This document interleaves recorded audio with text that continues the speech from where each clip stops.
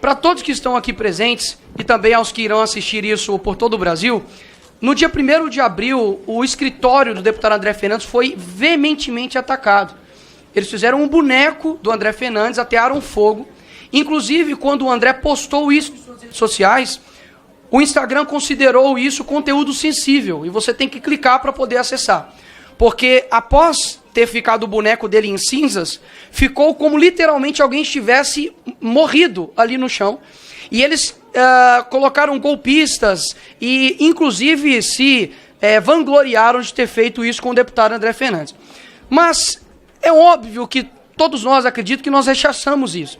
O que eu quero levantar o ponto aqui é com relação à narrativa que é criada quando tem esse tipo de ato e como a esquerda ela se utiliza de uma defesa da democracia quando lhe convém. E explico o porquê. Eu estive no mês retrasado e semana passada com uma pessoa que é dita como golpista, como terrorista, mas que ela tem CPF, ela tem um filho autista. Esta pessoa ela foi condenada a 16 anos. Só para vocês terem ideia, nós temos pessoas aqui no Brasil corruptos que foram os mentores aí do maior esquema de corrupção que o Brasil já viu, que é o Mensalão, que foram condenados a 12 anos e logo após o STJ reduziu sua pena para 8 anos.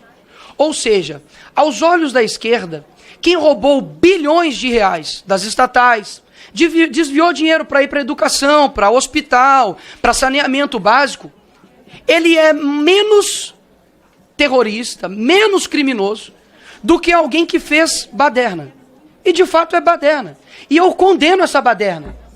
Eu jamais irei defender quem depredou patrimônio público, quem, por exemplo, ateou fogo, quem veio aqui, mesmo que seja num sentimento de manada, está errado. Afinal de contas, você é responsável pelas suas atitudes. Mas nós precisamos ter a proporcionalidade e, inclusive, a ampla defesa, o direito de você, de fato, se defender. Os advogados, durante muito tempo, e alguns até hoje, não têm acesso aos autos, não têm acesso ao processo. E como que se é tão desproporcional de que essas pessoas que estão sendo condenadas a 16 anos, elas são pessoas comuns. Não deveria o foro delas ser, por exemplo, o STF. Por que que isso está acontecendo? Porque há claramente hoje no Brasil, e eu falo isso aqui com pesar, de que há uma clara revanchismo judicial contra pessoas que se alinham ideologicamente ao Bolsonaro. Nós temos hoje no Brasil vivendo uma anormalidade. Eu pergunto aos senhores, todos estão presentes aqui, e o Brasil, qual corrupto hoje está na cadeia? Sérgio Cabral, ele foi condenado a 400 anos. Sabe onde ele está? Nas ruas do Rio de Janeiro fazendo campanha, provavelmente para governador do Rio. E olha que se continuar do jeito que está, vira, porque até então uma pessoa que estava no presídio há pouco tempo virou presidente. Então o precedente já tem. O que eu quero chamar a atenção aqui de todos é... Pela ordem, como que nós... presidente. O que, deputada Alice? Fazendo a defesa. Ele é o presidente. Sim, vai lá, pode fazer. Qual a ordem? Qual seria o artigo? Até de apelar ao presidente desta comissão, que pediu para usar o tempo de liderança. Ao fazer isto, o tipo de discurso que está fazendo, sem discutir... Vossa Excelência... Qual a questão de ordem? Porque ele está... Você tem que ver o artigo. Está no tempo de liderança dele, ele se inscreveu, então está defendendo. Ok. A senhora é a próxima, inclusive. Só liberar, por gentileza. Obrigado, senhor presidente. Para poder fazer a defesa do André Fernandes, eu simplesmente não preciso falar somente do aspecto do André Fernandes, eu preciso contextualizar. E é isso que eu estou fazendo aqui, contextualizando o porquê a defesa do deputado André Fernandes. E me impressiona que quando você não é contra o mal, você coopera com ele. Então, muito me espanta quando a esquerda ela não consegue denunciar o mal.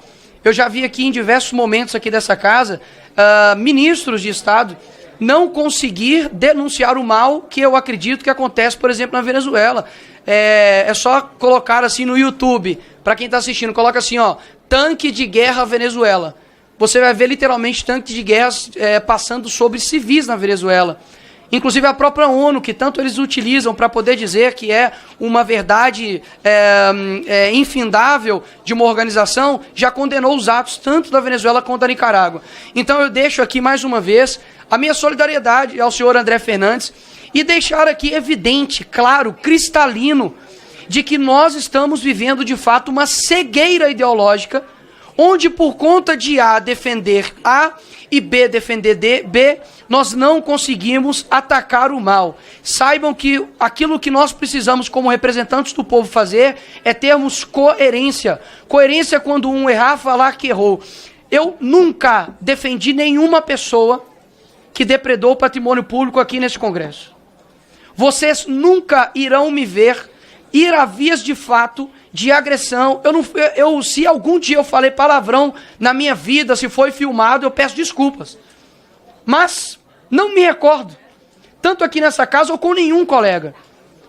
O que acontece hoje é que existe, digamos, uma régua, que eles colocam, a régua de 30 centímetros, eles colocam que o 15 já não é mais o meio, que o meio é o 2 centímetros, ou seja, qualquer coisa que estiver no 10, no 20, vira muito extremo.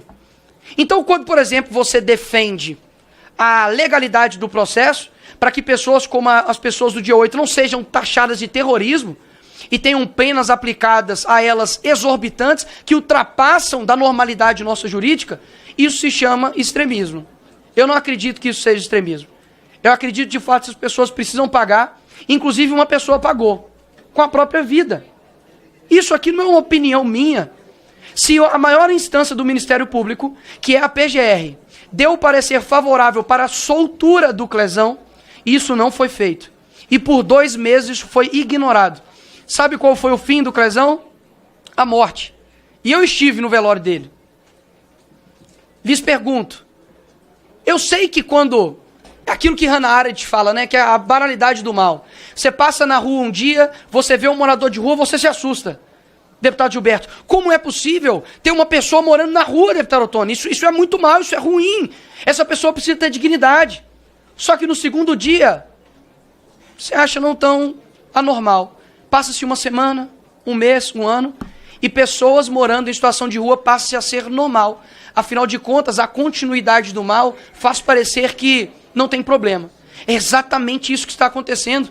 E digo mais, esta pessoa que eu visitei semana passada, ela é uma mãe de família que não tem uma linha em sua ficha criminal.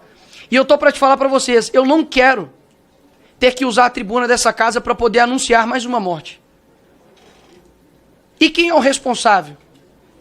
Quem será responsabilizado por um autista e um morador de rua ter ficado preso 8 meses dentro da cadeia e agora foi solto por um erro jurídico? Ele será indenizado? Alguém irá defendê-lo? Os direitos humanos se colocará por ele? Ou seja, é necessário, ao defender deputado André Fernandes, mostrar todo o contexto anterior de explicar o porquê eles não serão favoráveis a pedir, não para que puna, porque o nosso papel não é isso, aqui não é uma comissão parlamentar de inquérito, mas pedir meramente, senhores, para quem talvez aqui não está entendendo, é solicitar à Procuradoria-Geral da República que apure possíveis crimes. Ou seja, não somos competentes para tal. PGR, veja se há algum crime. Se houver, a PGR irá dizer. E eu defendo este instrumento aqui, nesta comissão. Acho válido, acho que é o nosso papel como devidos representantes. E, por fim, dizer que, se Levante Popular não é terrorista pelo que eles fizeram, vocês também têm que anistiar os outros demais. O que eu digo é, ambos para mim são baderneiros, olha só, isso chama-se coerência. Ambos para mim são baderneiros, ambos para mim passaram do ponto na defesa das suas ideias. Isso é ser coerente. Não é ser coerente defender um lado simplesmente a qualquer custo. A minha coerência vai, condeno o Levante Popular, condeno as pessoas também que depredaram aqui, condeno qualquer um que faça o mesmo. Agora, sabe o que aconteceu? Tem muita gente nova aqui, estudantes novos aqui, talvez vocês não lembrem. Mas os Black Blocs, lá em São Paulo, e aqui também, quebraram, depedraram, quebraram o Ministério da Educação. E sabe o que aconteceu agora recente, senhores? Em 2019? foram absolvidos por faltas de provas. Nós não estamos vivendo uma normalidade. Toda a minha solidariedade ao deputado André Fernandes, e a coerência precisa prevalecer, e a hipocrisia, quando necessário, será exposta. Obrigado a todos.